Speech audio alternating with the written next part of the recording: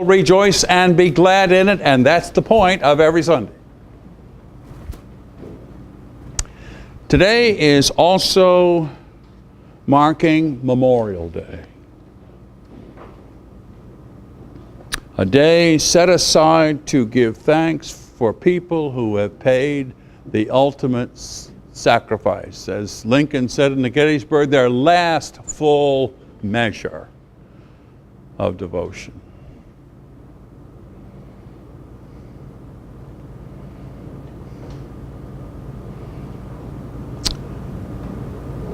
Some of what I'm going to say today, I think if I were a lot younger, I'd look at me and say, what is his problem? So if it's in that kind of category and you kind of wonder, looks like he's losing it, that's okay, because I said the same thing about the same kind of thing. But let me say something. And this has to do with Memorial Day. I don't know what's going on with Memorial Day. Whatever happened to the business? We spend a time of remembrance, a time of genuine caring, a sense of the loss, a sense of the contribution, a sense of all that has gone before us. Now this is, when I'm going to get a little old and nuts. Connie sent me over to the grocery store to get a bottle of dishwashing liquid. No big deal. It was on Friday. And so I go and I get my dishwashing liquid and I get in the 10 or less line. You know how long it took me to go through the 10 or less line? 20 minutes. Do you know why?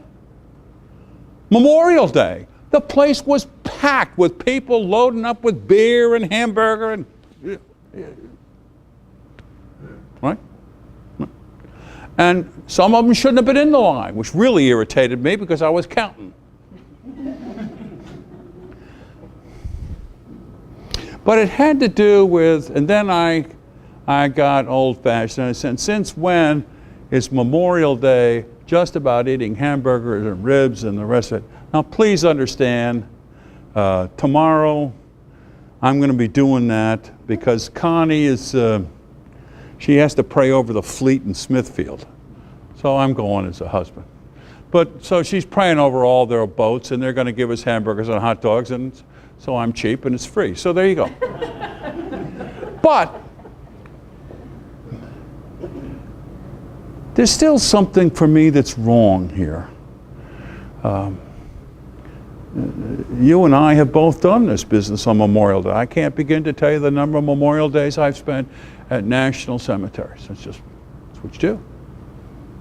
And I remember when I was young, it was during the Korean War. My mother was what they called a gray lady, in which she would go to the national hospitals and visit those who'd been hurt and the rest of that. And she would go and be with them and provide for them. And I can remember going on those days. And do you remember the poppies? In which case you would proudly wear a poppy, and you would go and people would put flags on their graves, and it was a time, no kidding, to remember. It was a time to give thanks. It was a time, and many of us had family who'd been killed. And you certainly knew people in those days, it was right after World War II, who were severely damaged and struggling, and you knew that. And you remember the people who used to sell the poppies, they were people who had lost their limbs. You remember? Well, you couldn't miss it. This was not, it didn't seem to me to be a time of hamburgers, hot dogs, and thank God it's summer type thing. It seemed to be more than, I may be wrong, but and I think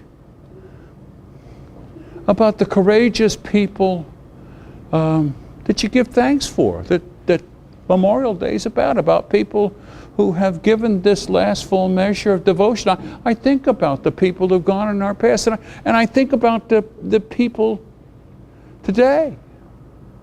I noticed that our lesson here takes place in Bethesda. How many times I've been to Bethesda? Well, you know.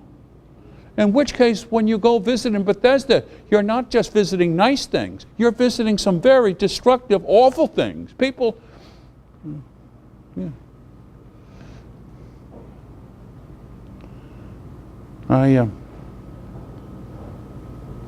I wonder, I guess, about what has happened. Why is it that this has been lost? It seems to me. Why has this sense been lost? And it's not just because I was mad at the people in the line. I just think about myself. Maybe I'm mad at me too, that I'm not taking as much care and concern for the things that really do matter. I noticed that when Prince Harry, is it Prince Harry who has the baby? Is that right?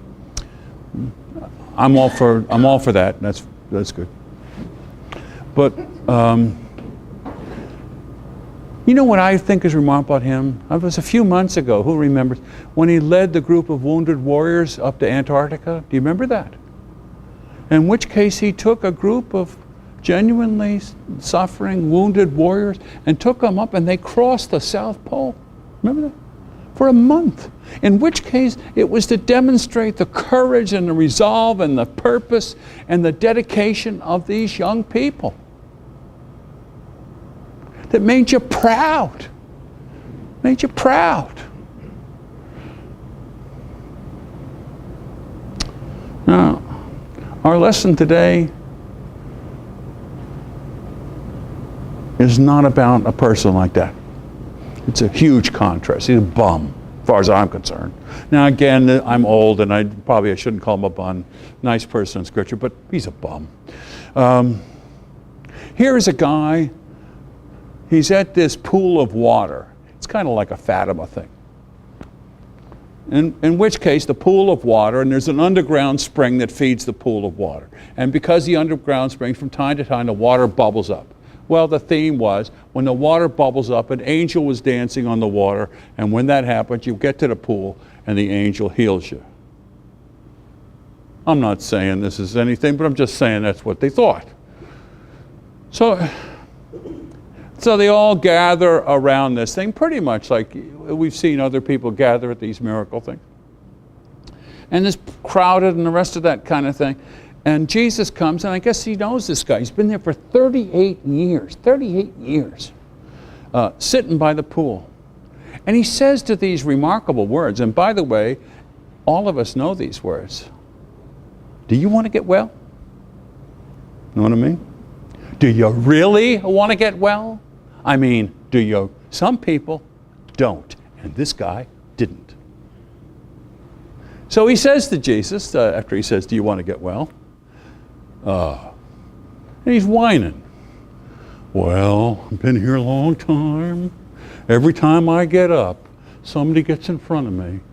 Nobody's here to pick me up and take me over to the water. It's real tough.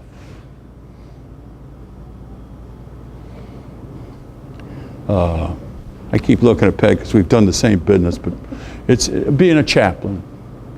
Part of the thing is they send people who are somewhat ne'er-do-wells in the military to the chaplain. Are y'all familiar with this? Okay. Yes. And so they send them, and it's usually some first sergeant who's just finished screaming at the guy for whatever reason, generally a good reason. And, well, Chip, you know this. You've probably screamed at a few yourself, haven't you? Anyway, I won't get into that. But they come to you, and then you sit down and you go through the catalog of things he possibly could do to change his lot in life. And what do you hear? Yes, but. Right? Is that right? And there is a catalog of buts that go on, why they cannot move from the water, why they cannot move from their life, or in the church we call, we've never done it that way before. You know, it's those kinds of things. There's a yes, but. After you go through a whole laundry list, and that's why I'm quite content to sit here. Do you want to get well? Basically, no. I like being here, I like being helpless, and I like being pathetic for some reason.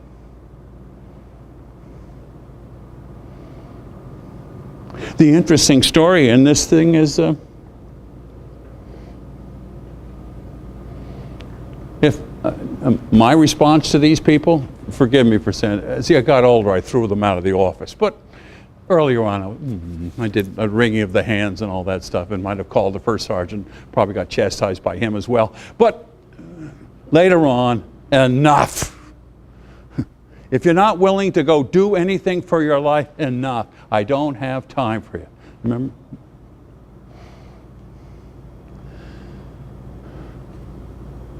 Jesus doesn't do that. Which says a remarkable thing about the gospel. You know what's interesting about it? When you're faced with a bum who's a ne'er-do-well, etc., generally, I want to wash my hands. Enough. I'm done. Jesus says, get up. Get up. Get up and pick up your bed and walk. Get up. Well, the interesting thing is the guy gets up, he's healed. I mean, wow. Which, number one, says an awful lot about Jesus and us. So if you're a ne'er-do-well like I am tomorrow and the rest of this stuff, well, I'm here. What you yesterday? I complained about doing what I'm doing today. But if there's that kind of thing, God is absolutely committed to you, even if you're a bum. All right? This is true. Now, what's interesting about this lesson, you'd think once the guy got healed, he would be in great shape and he would be a real disciple, you know, thankful and all the rest of the stuff. No, he stays a bum. You know what he does after this? The temple leaders come to him and says, hey, who healed you? Oh, that guy over there. Jesus. When did he do it? Oh, he did it on the Sabbath, which is wrong.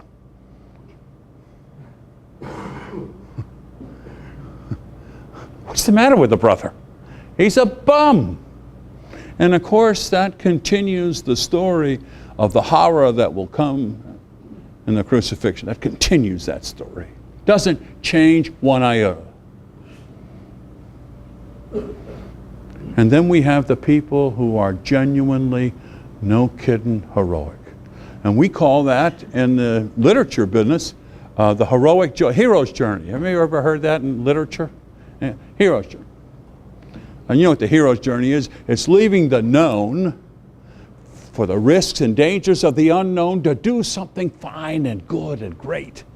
It's we know that in the Old Testament, Abraham going forward and the Magi going out. And you'll be pleased to hear this. It's the story in the latest movie, which evidently is the most, more people have seen this movie, paid money for it than any movie in history. You know what that is? No, it's not Gone with the Wind. It's the Avengers. Am I right? Now let me tell you about the hero's journey. Have you seen it? All right, forgive me. I'm old. And I spent half the time trying to figure out what the heck was going on. And there was a lady sitting next to me who was crying and wailing, and I'm looking at, what is this? It's a story about the heroes, you know, the superheroes that evidently have gotten old and kind of passed by and in trouble. Is that right? So anyway, so these guys are not at the top of their, but they all get together and they resolve to win the day. And so they gather together, whoever they were, but it doesn't matter. But they were Cape people. You know what I'm saying? Very nice people. And they get together, and by golly, they win the day, because at the end of the thing, oh man, this lady was not stopped crying. She's cheering, and I'm saying, I don't know what's happening here.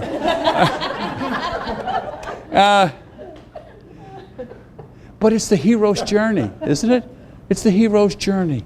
It's going from the known to the unknown. It's risking your life. It's being of great purpose. It's trying to do something different with your life. The interesting thing about this gospel story that I love about Jesus, not only does he love a bum, which I know, because I am, but he also says continually to us, get up. Get up. Pick up your bed. Stop. Get up.